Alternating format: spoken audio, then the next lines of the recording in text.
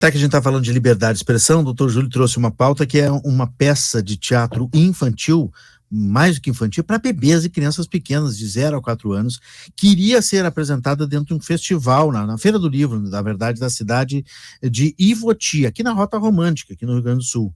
E as crianças não puderam assistir, porque o espetáculo Cuco, a linguagem dos bebês no teatro, foi proibido pela prefeitura local. O espetáculo foi cancelado às vésperas porque, primeiro foi cancelado sem informar o motivo, e depois houve aí um aprofundamento, e teria tido uma campanha de grupo de pais que estava dizendo que a peça tinha supostas doutrinações de gênero contidas dentro do texto da peça teatral. Doutor Júlio Sá, nos conte mais sobre isso e a sua posição. Olha, Renato, é lamentável, né? Nós fomos procurados, tu sabes, eu presido a associação... Desculpa, eu esqueci de fazer essa referência, né? Eu sou presidente da Associação Mães e Pais pela Democracia, e nós recebemos de alguns pais de Ivoti a reclamação de que estaria havendo um ato de censura pela prefeitura local de uma peça premiada, né? Essa peça... Tem cartaz há 12 anos. Cuco, a linguagem dos bebês no teatro, ela recebeu o prêmio Tibicuera de melhor espetáculo, melhor direção e melhor produção, e o prêmio Miriam Muniz de montagem teatral pela Funarte, do Ministério da Cultura. Já foi apresentada em todos os estados do Brasil, em diversos países, e há mais de 12 anos. E o que nós temos aqui, efetivamente, é uma censura, porque há um grupo lá nesta cidade, chamada de Pais Atentos, que pretende fazer um patrulhamento ideológico e não permitir que nada que fira os seus valores morais seja apresentado na cidade. E aqui nós estamos falando de uma peça que, como disse, é premiada e que é dirigida a bebês e crianças de até 4 anos, que não tem nenhum cunho de ideologia de gênero e que não faz nenhum sentido. Segundo a nota que eu recebi aqui do diretor da Companhia de Teatro Caixa do Elefante, Teatro de Bonecos, o Mário de Balente, a prefeitura teria justificado o cancelamento como uma medida de proteção ao elenco que iria se apresentar, porque poderia ser hostilizado e tudo mais. Segundo pais denunciaram à nossa entidade, o prefeito estaria, na verdade, cedendo à pressão de grupos da extrema-direita da cidade que querem fazer deste episódio um trampolim eleitoral. Tem política no meio, porque tem um coordenador de campanha eleitoral envolvido, né? Nós repudiamos veementemente, né? Nós estamos, infelizmente, no Rio Grande do Sul, colecionando atos de censura, como foi do livro do premiadíssimo também escritor Jefferson Tenório, com o livro O Avesso da Pele, e com isso perde quem? Perdem as crianças, perdem a população de Ivoti, que deixa de assistir uma peça que é premiada de excelente qualidade.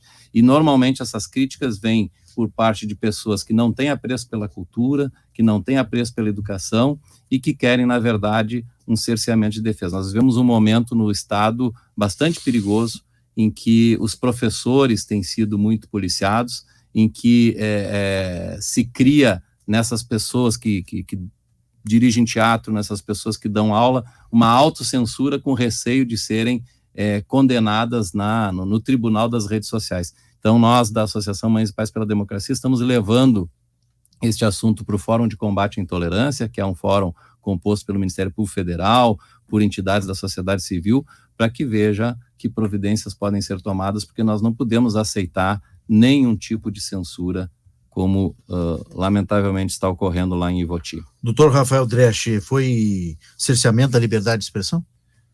Veja, Renato, eu acho que esse caso se situa no contexto que nós estávamos tratando anteriormente, que é um contexto talvez da nossa época, né? Um contexto contemporâneo em relação a tentativas de grupos de limitar a expressão de opiniões diferentes, de posições diferentes, eventualmente, né? Essa busca de previamente se limitar, né, o exercício da liberdade de expressão, da liberdade artística através de uma peça, a limitação da liberdade de expressão através de opiniões, a limitação da liberdade de expressão, muitas vezes de professores, a gente tem sofrido, né, isso de uma forma significativa, né? Aqueles que não pensam da mesma forma, né, os professores têm sido vítimas de cancelamentos, né? Eu tive recentemente o conhecimento de um caso na Universidade Federal do Rio Grande do Sul, que eu sou professor, né? Eu sou professor da URGS, até também não tinha mencionado isso, na faculdade de Direito. Fui direto para o debate e deixei o currículo de vocês hoje oculto. Nós tivemos recentemente um colega da faculdade de Direito da URGS que sofreu um tipo de movimento de cancelamento porque ele tem uma certa posição política e ele tinha sido convidado para participar de seminários e, em função da sua posição política mais de direita, um grupo de esquerda acabou cancelando, tiveram que limitar a sua atuação na Universidade Federal do Rio Grande do Sul. Então, o que nós sofremos atualmente é isso, tentativas de grupos de limitar a atuação e a expressão de pessoas e grupos que pensam diferente. E esse é o grande desafio que nós temos atualmente. É como manter a liberdade de expressão, adotar medidas posteriores, muitas vezes, quando essa liberdade de expressão é exercida de forma abusiva, mas, ao mesmo tempo, permitir que as pessoas pensem diferente. Seja a direita, seja a esquerda, claro. A liberdade é uma conquista fundamental das democracias contemporâneas. A democracia e a liberdade contemporâneas, elas foram construídas conjuntamente através do aprimoramento das nossas instituições. E o que nós vemos hoje, nessa polarização, vamos dizer assim, nesses extremos, é uma tentativa de limitar a liberdade de expressão em diversas frentes. Eu não conheço esse caso de forma específica, né? Mas só por se estabelecer um tipo de limitação prévia, de censura prévia, sem uma devida fundamentação, me parece que há um equívoco.